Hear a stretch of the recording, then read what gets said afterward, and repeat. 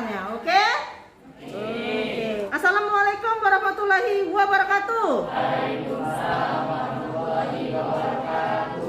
Sebelum mulai pelajaran, kita berdoa dipimpin oleh ketua kelasnya. Ya, silakan Nak pimpin doanya. Mari teman-teman, sebelum kita belajar, ada baiknya kita membaca doa menurut agama dan kepercayaan masing-masing. Berdoa dimulai. Berdoa selesai. Terima kasih ya. Ketua kelas hadir semua hari ini teman-teman ya.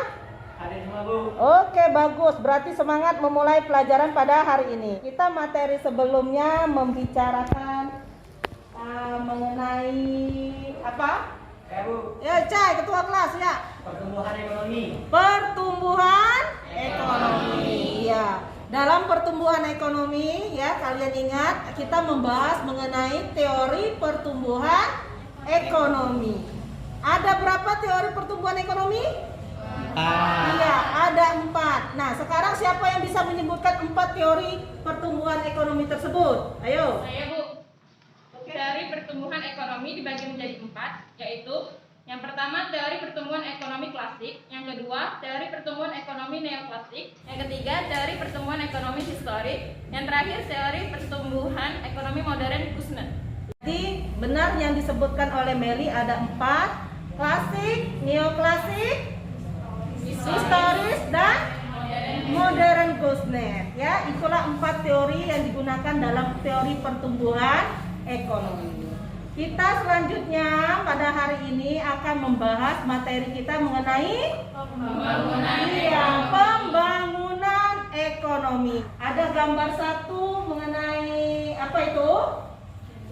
Flyover, underpass ya, dalam tol apapun sebutannya. Terus yang kedua adalah gambar Iya, LRT ya. Nah, sekarang dari gambar yang disajikan Ibu ini, coba kalian kaitkan atau hubungkan dengan materi kita pada hari ini, yaitu pembangunan ekonomi. Ayo, siapa yang bisa? Saya, Bu. Doli? Yuk. Ya, silakan Doli. Gambar satu adalah flyover. Nah, dengan dibangunnya flyover ini, tentunya negara tersebut disebut dengan negara berkembang. Nah, flyover ini berfungsi untuk mempercepat transportasi ekonomi, yaitu distribusi. Oke, terima kasih Doli. Ya, Bu. Yang kedua, ada gambar LRT tadi. Apa? Siapa? Tela. Oke, Tela silakan. Menurut saya pada gambar kedua itu terdapat gambar LRT. Selain menunjukkan bahwa negara tersebut berkembang, dengan adanya LRT dapat menambah pendapatan negara, yaitu melalui transportasi umum yang nantinya akan mempengaruhi terhadap pembangunan ekonomi negara. Terima kasih Sela dan Doli ya sudah mengemukakan pendapatnya mengenai kedua gambar tersebut. Jadi indikator keberhasilan suatu negara itu dilihat dari apa? Pembangunannya memang. Salah satunya ini yang ditampilkan di gambar ini, yaitu di bidang transportasi. Dimana kalau transportasi baik, terus jalan rayanya juga baik dengan banyak pembangunan jalan tol dan sebagainya, maka akan mendatangkan investor yang lebih banyak. Kalau investor banyak yang datang ke negara tersebut, maka akan terjadinya peningkatan ekonomi, sehingga kesejahteraan masyarakat terjamin, sehingga kemakmuran masyarakat juga akan terjamin. Dan tujuan pembelajaran kita pada hari ini mendeskripsikan pengertian pembangunan ekonomi, faktornya, perbedaan dari pertumbuhan dan pembangunan ekonomi, cara mengatasinya ya dalam pembangunan ekonomi, dan mempresentasikan hasil diskusi. Sampai selanjutnya kita akan membentuk kelompok ya. Nah, sekarang silakan kalian bergabung ke kelompoknya masing-masing. Silakan kalian bergabung dengan kelompoknya, kelompok 1, 2, 3 dan 4. Ya, silakan. Sekarang Ibu akan menampilkan video berikut mengenai pandemi corona, ekonomi Indonesia memasuki fase terberat. Silakan disaksikan dulu. Ngos-ngosan, ini adalah new normal untuk ekonomi Indonesia 2020. Pajak sulit diungkit, COVID-19 memitigasi aroma resesi agar pemulihan ekonomi tidak jalan tepat. Pajak sulit diungkit, jalan operasional negara kian sempit. Utang jadi keniscayaan jalan keluar. Malah sudah 300. Tim Liputan Kompas TV. Nah, ya. Kalian sudah menyaksikan video tersebut ya mengenai pandemi corona Indonesia memasuki fase terberat. Ya. Coba kelompok 1. Mana kelompok 1? Kelompok 1. Tadi sudah ditayangkan apa sih yang dibicarakan di video tersebut? Jadi yang dibicarakan pada video tersebut itu mengenai indikator yang menjadi tanda fase terberat Indonesia, di mana itu mengenai ekonominya, mulai dari pajak, ada juga utang. Terus kelompok 3, mana kelompok 3? Ya, ya tadi kenapa itu disebut dengan Indonesia memasuki fase terberat dalam perekonomian semenjak pandemi sekarang? Kelompok 3. Indonesia memasuki fase terberat dalam perekonomian itu karena salah satu indikatornya dari angka penerimaan negara yaitu pajak dan hutang. Sedangkan pada masa itu pajak sulit diukir di jalan operasional negara. Nah, terus yang sempit hutang jadi keniscayaan.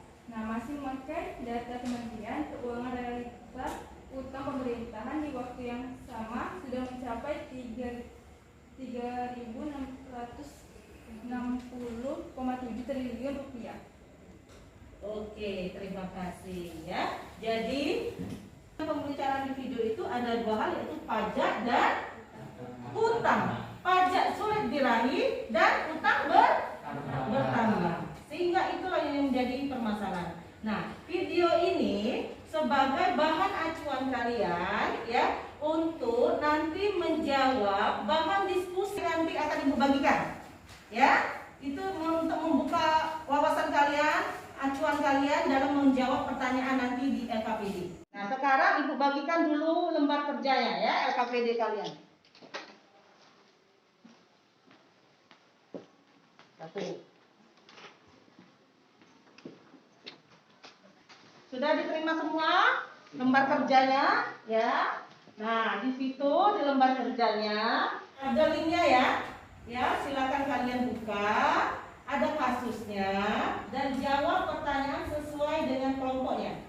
Silakan kalian cari dari berbagai sumber, dari buku, internet segala macam untuk menjawab pertanyaan dari LKPD yang Ibu sajikan. Sudah mengerti? Oke, sekarang kalian kerjakanlah secara berkelompok. Bagi tugasnya ya, bagi tugasnya. Lihat videonya, kasusnya apa yang dibicarakan, silakan kerjakan. Nah, videonya ya. Silakan sampaikan aspirasinya di kelompoknya, ya. Ini diskusi. Silakan kalian berdebat untuk mendapatkan jawaban yang terbaik.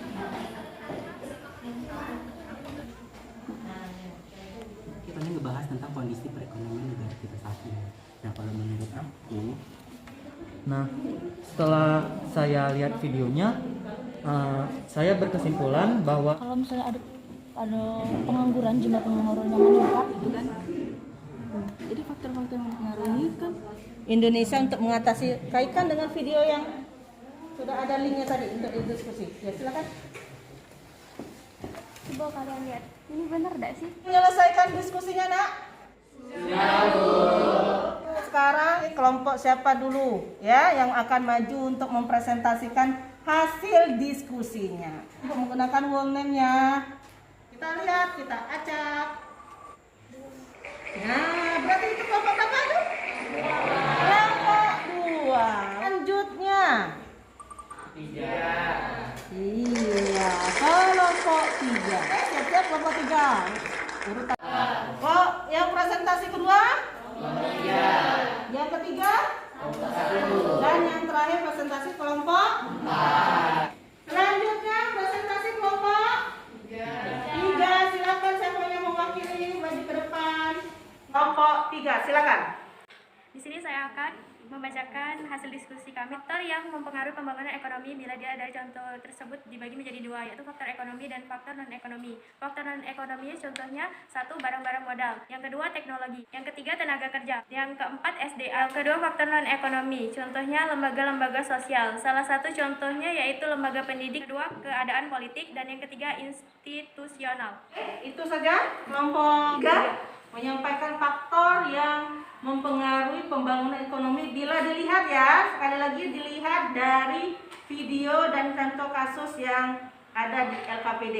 3 sudah menyajikan hasil diskusinya ya. Ada yang mau bertanya atau memberi masukannya? Ayo, siapa? Saya Bu ingin bertanya. Dari kelompok 4. Oke, kelompok 4 silakan ajukan pertanyaan. Dengar kelompok 3. Tadi kan di non-ekonomi ada lembaga-lembaga sosial. Nah, lembaga-lembaga sosial itu apa saja? Mereka minta penjelasan lebih lanjut apa maksud lembaga sosial. Ayo, ada yang bisa bantu ya? Menurut saya, lembaga-lembaga sosial yang termasuk ke dalam lembaga-lembaga sosial itu ada lembaga pendidikan, lembaga ekonomi, keluarga, agama, dan politik. Oke, bagaimana kelompok 4? Itu maksud mereka lembaga-lembaga sosial nih. Bagaimana? Bisa diterima, Bu. Oke, bisa diterima ya. Kita kasih tepuk tangan untuk penyajian. Terima kasih kelompok 3, silakan duduk kembali. Terima kasih kelompok 4, terima kasih. Nah, sekarang kelompok siapa atau perorangan jadi ya untuk menyimpulkan diskusi kita pada hari ini. Saya Bu. Aji, silakan Aji. Jadi adapun kesimpulan dari diskusi kita pada hari ini terdapat 4 sub, yaitu yang pertama kondisi perekonomian Indonesia yang menurun akibat adanya pandemi. Lalu yang kedua pembahasan kita adalah jumlah pengangguran berkaitan dengan kegiatan pembangunan ekonomi, yaitu kaitannya adalah menurunnya pendapatan negara serta menurunnya pendapatan per orang atau pendapatan per kapita suatu negara. Lalu yang ketiga pembahasannya adalah faktor yang mempengaruhi pembangunan ekonomi. Dibagi menjadi 2 tadi, yaitu faktor ekonomi serta faktor non ekonomi. Faktor ekonomi ada tenaga kerja, sumber daya alam, dan faktor non ekonomi ada lembaga sosial, keadaan politik suatu negara. Lalu pembahasan yang terakhir adalah cara Indonesia untuk mengatasi masalah ekonomi. Ada percepatan infrastruktur dan pengembangan sumber daya alam penunjang suatu daerah. Oke, terima kasih Haji ya. Temanmu sudah memberikan kesimpulan terhadap diskusi pada hari ini. Jadi, Ibu menambahkan ya, Indonesia kita lihat ini masuk fase terberat ya, terutama disebabkan oleh pandemi COVID-19. Di mana dari tayang video tadi ada yang mengakibatkan kita bertambahnya utang, terus apa pajaknya tidak sampai dengan target, sehingga negara harus menambah utang sebagai jalan pintas ya. Pertumbuhan ekonomi yang tidak tumbuh dapat menghambat yang namanya pembangunan ekonomi. Itu kesimpulan diskusi kita pada hari ini ya. Nah, kalau dari materi kita pada hari ini mengenai pengertian pembangunan ekonomi ya, usaha meningkatkan pendapatan per kapita dengan mempertimbangkan tingkat pertumbuhan penduduk, kesejahteraan masyarakat, perubahan mendasar pada struktur ekonomi, di mana tadi ada faktor-faktor yang mempengaruhi pembangunan ekonomi. Yang paling besar adalah sumber daya alam, sumber daya manusia, dan teknologi. Nah, Ibu rasa itulah pelajaran kita pada hari ini. Bisa diterima? Iya, alhamdulillah. Silakan kalian baca di modul bahan ajar yang Ibu berikan mengenai materi kita selanjutnya, ketenagakerjaan. Oke? Ya? Sekarang dalam posisi kelompok tidak apa-apa. Mana ketua kelas tadi? Saya Bu. Ya, silakan ketua kelas untuk menutup pelajaran kita pada hari ini. Silakan memimpin doa dulu. Mari teman-teman, ada baiknya kita membaca doa sebelum mengakhiri pelajaran hari ini. Berdoa dimulai. Berdoa selesai. Ya, terima kasih ya. Terima kasih, jangan lupa nanti ada selanjutnya untuk pekerjaan di rumah. Di bahan ajar yang sudah diberikan ada kerjakan soal latihannya ya. Esai 1 sampai 3, oke? Kerjakan sendiri secara mandiri, oke? Iya, Bu. Mendengar? Ngerti? Ngerti. Oke, cukup sekian. Ibu rasa cukup sekian ya. Terima kasih. Assalamualaikum warahmatullahi wabarakatuh. Waalaikumsalam.